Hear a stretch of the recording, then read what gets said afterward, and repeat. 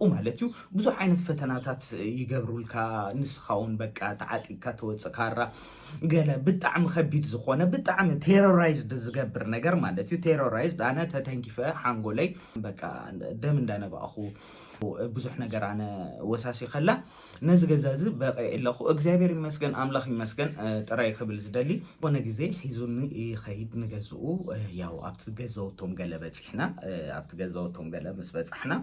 بقى بصحنا لنا زيو بقى خمس جبرات تجزا كمز سبيتي بتعم سب فتاويتها نسخاون بقى كاباي زغدده انو حما ነገር ከም ዘጋጠመው ጥራይ ክነግረኩም ዝደሊ ይኸይዳሉ ኣብተ ማዕጾስ ባልጃ ጻኒሕና ማለት እዩ ባሆነ ነገር ንምፍላጥ ድሌት ነር ንብዛዕባት ጉዳይት ማለት እዩ anyways ኣብታ ላዕለ ድማ ሓንቲ ወረቀት ነራ ማለት እዩ እታ ወረቀት ቲኣ እንታይ ትብል ኣጥላዕ ባራ ንስኻውን ገለይላቱ ሰበይቱ ይስጎግ ነሩ ለካ አይፈለጠንሱ حما معلت دو كوينيو نجي سيو خيكون بتعمي زفرح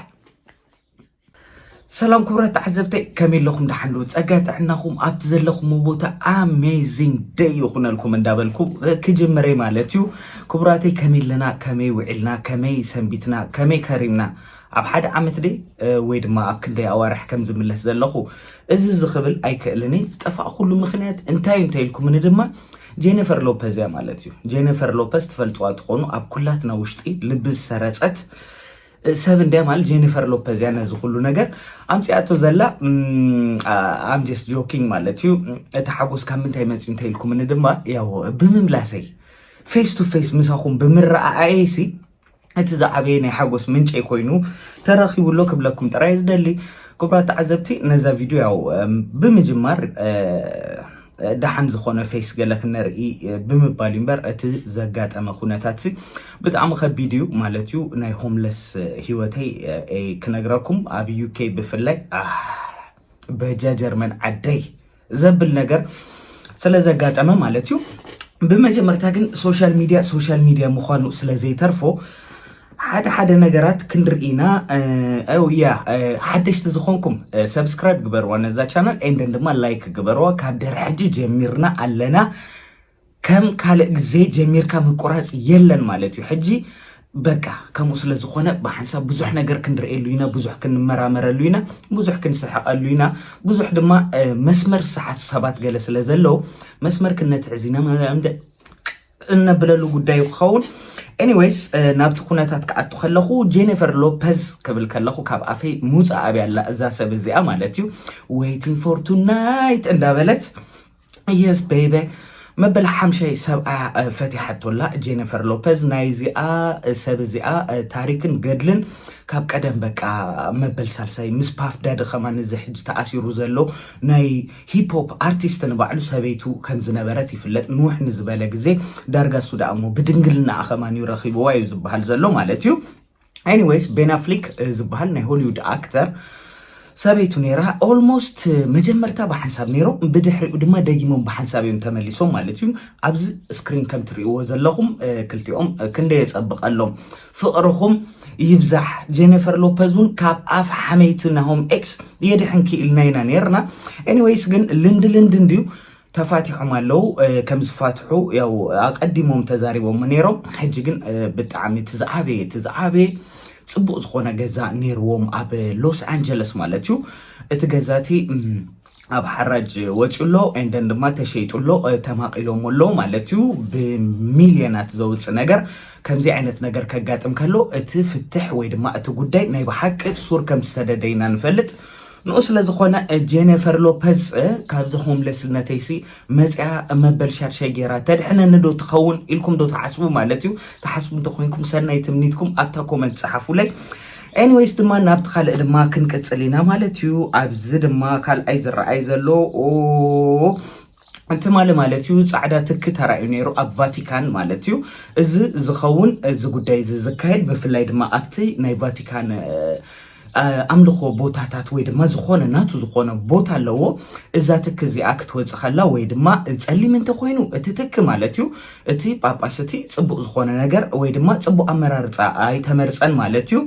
ጻዕዳ እንተ ኮይኑ ግን ብጣዕሚ ጽቡቕ ዝኾነ ጳጳስ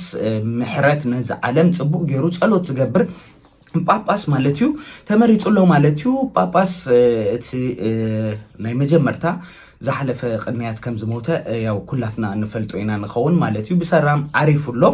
እንደን እዚ ሓድሽ ድማ መጺሎ ብዛዕባ እዚ ናይ ዝሓድሽ ግን ዝዝረብ ዘለዎ ነገራት ማለት እዩ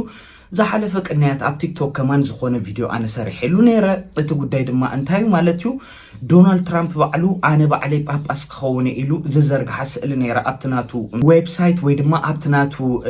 ናይ ትዊተር ጉዳይ ማለት እዩ እዛ ነገር እዚኣ ብጣዕሚ ዓለም ኣዘራሪባ እንደን ቅድሚ ሕጂ ከማን ዶናልድ ትራምፕ ምስቲ ጳጳስ ወይ ድማ ነቲ ጳጳስ ሪስፔክት ወይ ድማ ክብሪ ከም ዘይብሉ ዘርአየላ ሓንቲ ቪድዮ ላ ናብኣ ከብለኩሞ ብድሕሪኡ ናብቲ ኢንፎርሜሽና ክንቅፅል ኢና ማለት እዩ ያ ዶናልድ ትራምፕ ከምዚ ረኣኹሞ ነቲ ጳጳስ ከምዛ ንእሽተን ቆልዓ ወይ ድማ ከምዛ ድንግል ፍንኽንኽ የብለሎ ወይ ድማ ይተነኻኽፈሎ ማለት እዩ ስሩዕ ዘይኮነ ነገር እዩ ከምዚ ሓለፍቲ ወይ ድማ ኣብ ዓብዪ ደረጃ ቦታታት ገለ ኮይንካ ከምዚ ዓይነት ፀወታ ክትፃወት ማለት ያው ፌር ኣይነበረን ኤኒዌይስ ግን እቲ ሪስፔክት ናቱ ወይ ድማ ዝኾነ ነገር መልእኽቲ ክሕልፍ ሓሲቡሎ ማለት እዩ ዶናልድ ትራምፕ ማለት ያው ከምቲ ኩላትና ንፈልጡ ንከምዚ ጥራይ ዘይኮነ ንከምዚ የርዩ ዝኾነ መልእኽቱ ዝሰድድ ማለት እዩ ብጣዕሚ ናይ መልሓስ ሰብ እዩ እንደን ድማ ብጣዕሚ ሓያል መራሒ ተባሂሉሎ ኤኒዌይስ ዶናልድ ትራምፕ ነዚ ነገር ምስ ገበረ ብዙሕ ተዘሪቡሎ እቲ ሓድሽ ጳጳስ ድማ ካብ ቫቲካን ወይ ድማ ጣልያናዊ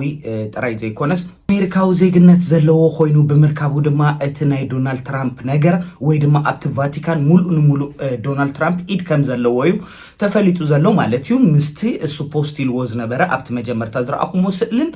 ምስ ሓድሽ ጳጳስ ድማ ኣሜሪካዊ ብምዃኑ ወቸ ጉድ ዘበለ ጉዳዩ ማለት እዩ ብጣዕሚ እዚ በቃ ከመይ ክቅፅል ሕጂ ኸ ብዙሕ ነገር ንሰምዓሉ ዓመት ከም ዝኾነ ብሩሕ ዝኾነ ነገር እዩ ያው በዚ ተጀሚሩሎ ኤኒዌይስ በቲ ካልእ ድማ ኣብዚ ዩኬ ከባቢ ገለ ዘለኹም ሓንቲ ዜና ትናፈስያ ዘላ ማለት እዩ ዩኒቨርሳል ክሬዲት ተጠቀምቲ ዝኾንኩም ወይ ድማ ኣብ ትሕቲ ናይ መንግስቲ ቤኔፊት ዝኾንኩም ብጣዕሚ ኢኮኖሚካል ክራይሲስ ብጣዕሚ ታሕቲ ስለ ዝወረደ ናይ ዩኬ ጉዳይ ማለት እዩ ኣብ ማእኸል እዚኣ ካብ ዕለት 6 ስጋብ 13 ዝኾነት ገንዘብ ተጸበዩ ገለ ኢሎም ተዛሪቦም ነይሮም እቲ ቤኔፊት ዝመጽ ዘይኮነ ኣብ ማእኸል ሕቆ ንምድጋፍ ተባሂሉ 450 ተናፊሳ ነይራ ብጣዕሚ ብዙሕ ሰብ ኣቕሉ ፀቢብዎ ነይሩ ሙሉ መዓልቲ ጆርናል ከነብብ ዝውዕል ዝነበረ ማለት እዩ ኣብቲ ዩኒቨርሳል ክሬዲት ከምዚ ኢሎም ነዚ ዜና እዚ ዘምጽዎ ድማ ክልተ ጋዜጠኛታት ነይሮም ክልቲኦም ተኣሲሮም ኣለው ማለት እዩ ናይ ሰብ ከብዲ ማይ ብምምላእ ወይ ድማ ቦጭ ብምባል ኩላትና ኣሚናሲ ኣነ ንባዕለይ እሱ ብምእማን ብዘይ ፕሮግራመይ ሓንቲ ጫማ ገዝአ ኣለኹ ሓንቲ ናይ ክገዝአ እቲ ነገር ግን ሓቂ ከይኮነ ፀኒሑሎ ክብለኩም ጥራይ ዝደሊ ያው ሰሚዕኹምዎ ትኾኑ ኢኹም ንስኹምን ኣብ ዩኬ ብፍላይ ኮይንኩም ትእዘቡና ዘለኹም ነዚ ጉዳይ ሰሚዕኹምዎ ትኾኑ ኤኒዌይስ ከም መእተዊ ነዚ ዘሎ ማለት ሓድሽ ነገራት እንዳተዛረብና ከም መኽፈቲ ብድሕሪኡ ድማ ናብ ካልእ ቁም ነገርና ንኸደሉ ቻናሉ ሰብስክራይብ ግበሩኒ ስጋብዛ ሰዓት እዚኣ ምሳይ እንተፀኒሕኩም ተፋቲና ኣለና ማለት እዩ እቲኦም ሓደሽቲ ተመለሱ በጃኹም ተመለሱ እስኪ እቲ ናይ ቀደም እዚ ኩሉ ሰርቲኬ ኣትዩ ዘሎ ቻናል እዩ እንደን ድማ ገና ክንቅፅል ኢና ካብ ድሕሪ ሕጂ ኤኒዌይስ ናብቲ ጉዳይ ከኣቱ ከለኹ እዚ ናይ ዩኬ ሲስተም ብጣዕሚ ንዓይ ሓሲብኒ ጥራይ ዘይኮነስ ኣደቂሱ ብቲ ጉሪላ ወይ ድማ ብሓርማዝ ገይሩ ጨፍሊቑ ንኽብል ጥራይ ዝደሊ ብዙሕ ዘይሓሰብኩ ኩነታት እዩ ተኻይዱ ኣብዚ ዓዲ ከኣቱ ከለኹ ያው ካብ ጀርመን ማለት እዩ ደሓን ዝኾነ ወይ እቲ ሲስተሞም ደሓን ዝመስል ከም ጀርመን መሲሉ ነይሩ ኩሉ ነገር ጽቡቕ እዩ ምምስጋን ጥራይና ንደሊ ኣብዚ ዓዲ እታ ንግስቲ ከቀይማስ ኣይደለነ ጥራይ ክብለኩም ዝደሊ ኤኒዌይስ ግን እዚ ናይ ሆምለስ ህይወት ብጣዕሚ ከቢድ ኣብ ህይወተይ ዝተፈታተነኒ ጉዳይ ኣጋጢሙ ማለት እዩ ኣብዚ ዓዲ ኩላትኩም ቅድሚ ምእታውኩም ክትፈልጥዎ ዝግባኣኩም ጉዳይ ከም ዘሎ ኣብኡ ከለና ድማ ክንዘራረበሉ ብፍላይ ድማ ሲንግል ፔስት ኮይንኩም ትመጹ ማለት እዩ እንተ ኸኢልኩም ዳብል ኬስ ኮይንኩም ኣታ መርከብትኹን ወይ ድማ ኣብቲ ጫካ ዝኾነት ነገር ሓንቲ ከም ሻርማ ወይ ድማ ገለ ተጠቃሊልኩም እንተ ትመጹ ንኣኹም ንመጻኢኹም ጽቡቕ ኮይኑ ይስማዓኒ ጥራይ ክብል ዝደሊ anyways እዚ ናይ ሲንግ ናይ ሆምለስ ጉዳይ ብጣዕሚ ከቢድ ዝኾነ ነገር ኣጋጢሙ ክብራት ተዓዘብቲ anyways almost ንኽልተ ወርሒ ዝፀጋጋዕ ኣብ ፅርግያ ማለት እዩ ኣብ ትሬን ስቴሽን ንድቅስ ብጣዕሚ ኣብቲ ትሬን ስቴሽን ድማ ባዕሎም እዚኦም ሆምለስ ሪል ዝኾኑ ናይ ዝዓዲ ማለት እቲኦም ጃንኪ ዝኾኑ ድራግ ዝጥቀሙ ካራታት ሒዞም ዝዞሩ ብጣዕሚ በቃ ህይወቶም ዝተበላሽዎ ብክሪሚናል ብወንጀል ገለ ዝተበላሽዎ ምሳኻዮም ዝድቅሱ ኣብኡ ማለት እዩ ብዙሕ ዓይነት ፈተናታት ይገብሩልካ ንስኻውን በቃ ተዓጢካ ተወፅእ ካራ ገለ ብጣዕሚ ከቢድ ዝኾነ ብጣዕሚ ቴሮራይዝድ ዝገብር ነገር ማለት እዩ ቴሮራይዝድ ኣነ ተተንኪፈ ሓንጎለይ ጥራይ ክብለኩም ዝደሊ ብጣዕሚ ከቢድ ብዝኾነ ዓይነት ነገር ተተንኪፈ ኤንደን በቃ ክፃወሮ ኣይከኣልኩን ሓንቲ ቪድዮ ላ ብፍላይ ላይክ ነዛ ቪድዮ እዚኣ እንተፅጊብኩማ ከርእየኩም ብጣዕሚ በቃ ደም እንዳነባእኹ ዝሰራሕኳ ቪድዮ ላ ማለት እዩ እቲ ቪድዮ ዝሰራሕ ኩሉ ምክንያት ሓደ ንዓይ ነቲ ናይ ሆምለስ ግዜ መዘከር ንክኾነኒ በቲ ካልእ ድማ ነቲኦም ኮንስል ዝበሃሉ ወይ ድማ ገለ ክሕግዙ ንዝኽእሉ ትካላት ማለት እዩ ንኦም ከርኢ ኢለ ዝሰኣልክዎ ቪድዮ እዩ ነይሩ ብጣዕሚ ዘሕዝን ቪድዮ ክሪኦ ከለኹ ደጊምካ ድገመሉ እዩ ዘብል እቲ ጉዳይ ብዙሕ ነገር ምስ ሰብ ገለ ተፀጊዕካ ምሕዳር ይከኣል እዩ ሰብ ሓግዘኒ ምባል ይከኣል እዩ ገለ ብዙሕ ነገራት ኣሎ እውን በቲ መስራሕቲ ድማ ሓሊፍና ኣለና ማለት እዩ ኤኒዌይስ ግን ናይ ሰብ ገጽጋ ክሳብ ክንዲ ምንታይ የዛለቐካ ወይ ድማ በቃ ያው ሰብ ዘይናት ካይናትካን ዝብል ነገር ክዛረብ ዝደሊ እዚ ጉዳይ በኸምዚ ይካየድ ማለት ስቲል ካብቲ ናይ ሆምለስ ጉዳይ ዘይወፁ ብዙሓት የሕዋቱን ኣለው ኣነ ናይ ዕድል ነገር ቀልጢፈ ቦታ ሒዘ ኣለኹ ቀልጢፈ ክብል ከለኹ ኣብ 2 ወርሒ ብስነ ስርዓት ትሬን ስቴሽን ክድቅስ ኣለካ ንጎ እንዳመፁ ድማ ዝቡኻ ትኬት ኣሎ እቲ ትኬት ከም ቦኖ እዩ ማለት እዩ እቲ ትኬት ተቆፂሩ ናትካ ብዙሕ ዝተረኸብካ ኣውትሪች ተባሂሉ ይፍለጥ ኣውትሪች ኣብ ደገ ዝተረኽበ ከም ማለት እዩ እንተ ኮይንካ ማለት እዩ ስሩዕ ዝኾነ ሓገዝ ይግበረልካ ያው ብዙሕ ነገር ኣነ ወሳሲ ኸላ ነዚ ገዛዚ በቀይ ኣለኹ እግዚአብሔር ይመስገን ኣምላኽ ይመስገን ጥራይ ክብል ዝደሊ ብጸሎትኩም anyways ናይ ሓደ ዓርኬ ግን ንእስተን ተሕዝን ዓይነት ጉዳይ ክነግረኩም ንዓይ ክሕግዘኒ ኢሉ ዝሓሰበ ሰብ እዩ ነይሩ እዚ ከመይ ድዩ እቲ ጉዳይ ማለት እዩ ደገ ከም ዝሓድር ገለ ይፈልጥ ነይሩ ያው እታ ሽግርካ መችስ ኣይተሓብኣን ኢኻ ክትሓብኣ ከማን እንተፈተንካ ያው ኣብ ፌስካ ይረኣይ ኣብ ክዳውንትካ ይረኣይ ሻወር ኣይገበረ ብዙሕ ነገር ኣሎ እዚ ክንብሎ ዘይግባእ ማለት እዩ ብጣዕሚ ብዙሕ ነገርካ ስትግጠም ኢኻ ሆምለስ ከም ዝኾንካ ግጡም ኢኻ ማለት እዩ እዚ ሰብ እዚ ንዓይ ክሕግዘኒ ሓሲቡ ገዛ በቃ ከወስደካ ይገለ ኢለኒ በዓል ሓዳር ገለ እዩ ነይሩ እቲ ሰብቲ ማለት እዩ ኤኒዌይስ ዝኾነ ግዜ ሒዙኒ ይኸይድ ንገዝኡ ያው ኣብቲ ገዛውቶም ገለ በፂሕና ኣብቲ ገዛውቶም ገለ ምስ በፃሕና በቃ በፂሕና ኣለና እዚዩ በቃ ከምዚ ግበር ኣብቲ ገዛ ከምዚ ሰበይቲ ብጣዕሚ ሰብ ፈታዊት እያ ንስኻውን በቃ ፋኒኻ ሶሻላይዝ ዲኻ ገለ ድሓን ምዝ ዘሎ በቃ ሓንቲ ሩም ገለ ክነፀጋዓካ ኢና ክልተ ቆልዑትና ኣብ ሓደ ሩማ ደቂስና ገለ ፅቡቅ ዝኾነ ተስፋታት ገለ እንዳሃበኒ ንኸደልኩም ኣለና ማለት እዩ ካባይ ዝገደደ ንኡ ሕማቅ ነገር ከም ዘጋጠሞ ጥራይ ክነግረኩም ዝደሊ ይኸይድ ኣሎ ኣብቲ ማዕፆስ ባልጃ ፀኒሑና ማለት እዩ ባልጃ ጥርንቕ ዝበለ ዝመልአ እዩ ኣነ ድማ እንታይ ደኣ መገሻ ገለ ዘለዎ ሰብ ኣሎ ድዩ ኣብዚ ገዛ ወይ ድማ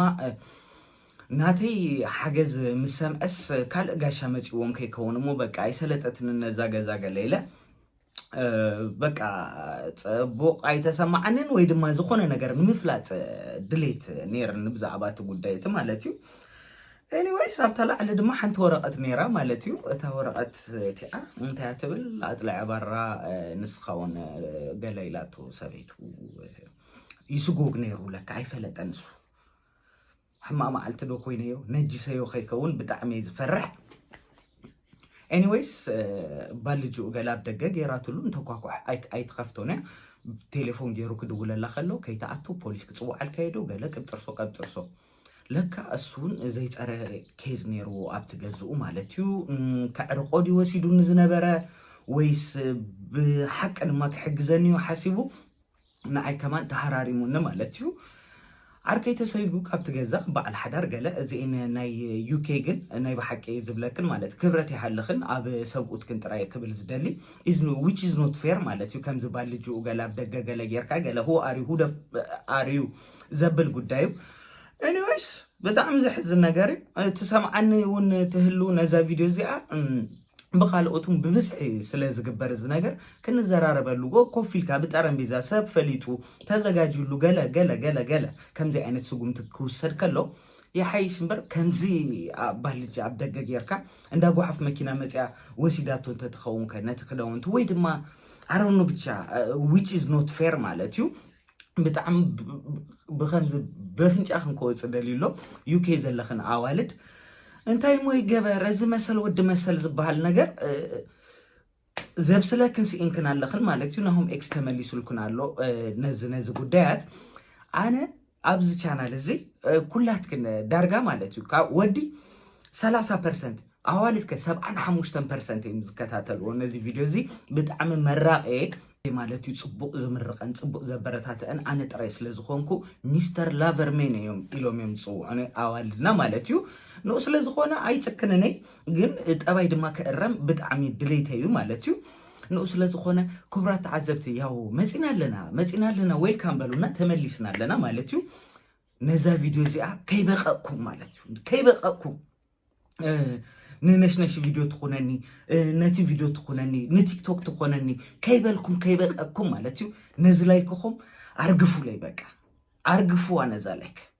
ها كمز ماشينغان اركفكفو ابز فيديو زي مملتي اي خون مالتيو بصبوق نت الجوريزم كمان كحجزنيو باب معلتي حدشت فيديوهات حيزه بممصا كنزناغعينا كنقلينا كم تزبلكو يكونات زلو كمي رخيبكمو نزي فيديو دما ابت كومنت صحفوا لي تطعمونا اخو من دابلكو تصبقنا اخو من دابلكو بيس بايس